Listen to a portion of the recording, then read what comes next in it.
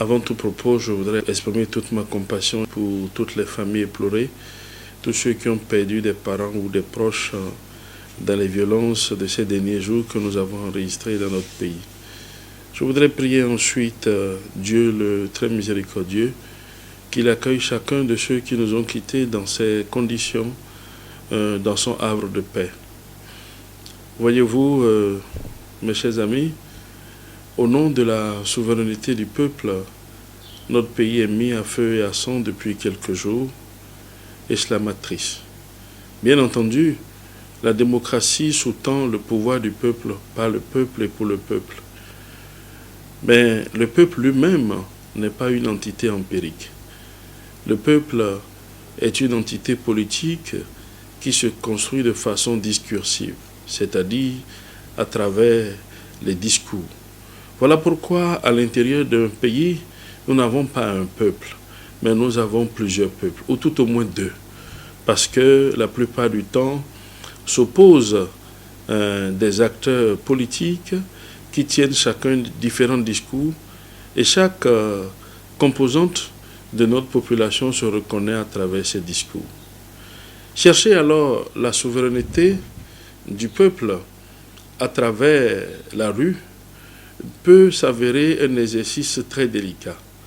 Vous savez, seule la nation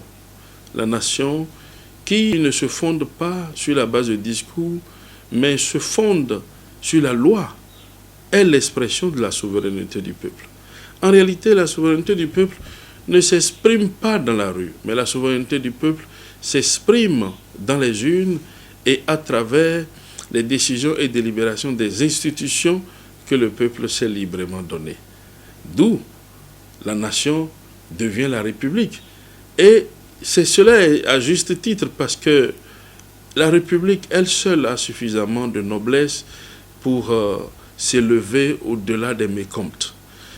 Ce qui est paradoxal dans cette histoire, c'est qu'aujourd'hui, ceux qui mettent une partie du peuple dans la rue, qui, au nom de la souveraineté du peuple, demandent que les uns et les autres détruisent les biens publics et les biens privés, ne sont pas sans savoir que notre Constitution, par exemple, en son article 3, dit qu'aucune fraction du peuple ne peut se prévaloir de la souveraineté du peuple.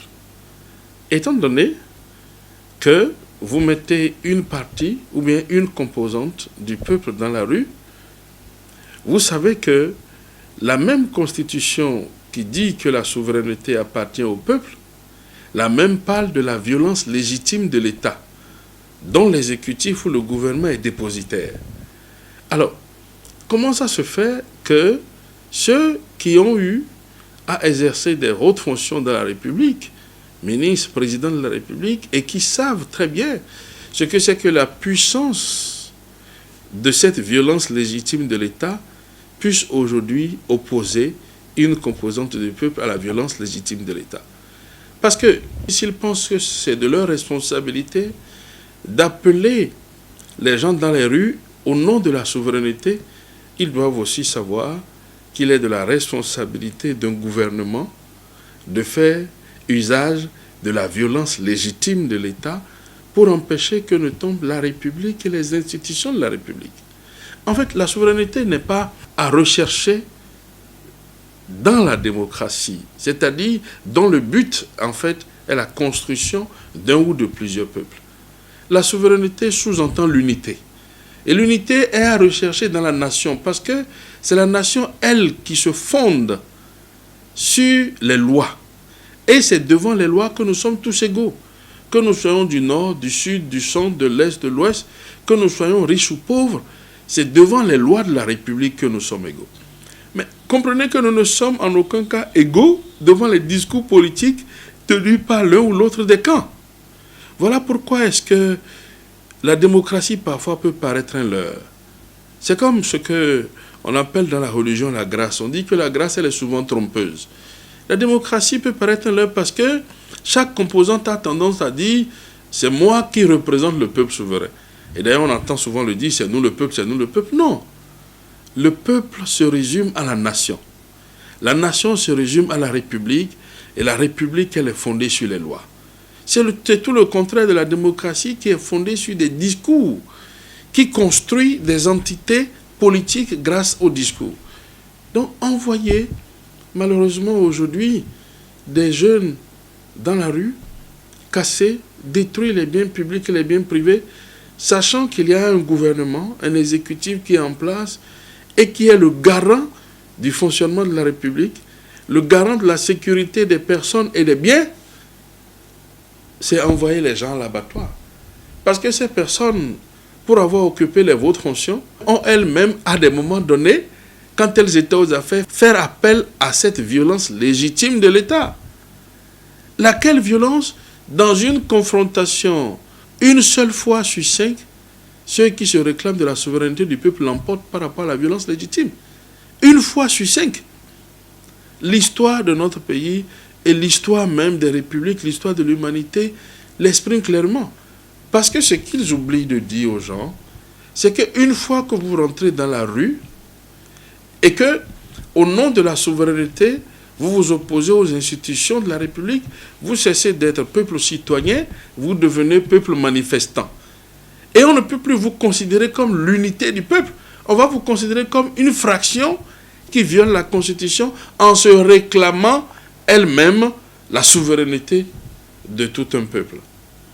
Et dans le cas d'espèce, c'est encore plus désolant parce que je me souviens, il y a 4 ans de cela, lorsque il y avait eu une tentative d'arrestation d'un député en exercice de ses fonctions et de surcroît membre de la Haute Cour de justice à l'époque, en la personne de M. Azanaï, le fait a été établi que des hommes armés, que des hommes en uniforme, que des militaires s'étaient rendus à son domicile et qu'en l'absence de ces derniers, ils se sont heurtés à son épouse.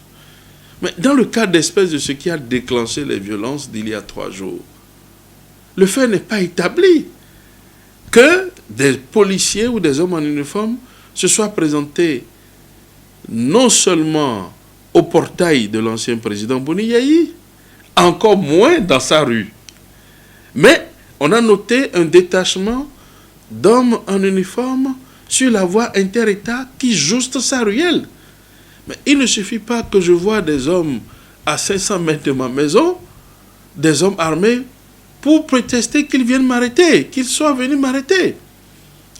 On n'a pas établi la preuve qu'il y ait eu un seul détachement dans sa ruelle ou ayant sonné à son portail pour dire « nous sommes venus vous arrêter ». Et déjà que sur les réseaux sociaux, l'alerte a été donnée pour dire qu'on est venu arrêter le président, l'ancien président de la République. Et on a vu le président lui-même en tenue de sport, à son balcon, dit qu'il vienne m'arrêter. Le seul fait qu'il dit qu'il vienne m'arrêter, c'est la preuve que les gens ne se sont même pas encore présentés à son portail ou encore moins dans sa ruelle. Et ça aura suffi pour qu'on puisse déclencher des violences inouïes. Je trouve ça déplorable parce que c'est quand même des personnalités, de hautes personnalités de notre pays qui ont eu à occuper des hautes fonctions de la République et qui comprennent tout le processus, tout le fonctionnement d'une République et qui comprennent le sens de chaque mot, le sens de souveraineté populaire, le sens de République, le sens d'État, le sens de la nation et le sens de la démocratie. Et donc, j'ai comme l'impression que, parce que nous sommes dans une faillite collective de notre État, et que notre État a démissionné depuis l'ère du renouveau démocratique sur l'éducation aux valeurs citoyennes et politiques de notre jeunesse. Ainsi, nous laissons nos jeunes malheureusement encore entretenus et nourris à la manipulation et à la haine, ce qui déteint aujourd'hui sur notre pays, sur le plan international, avec les violences que nous avions vécues.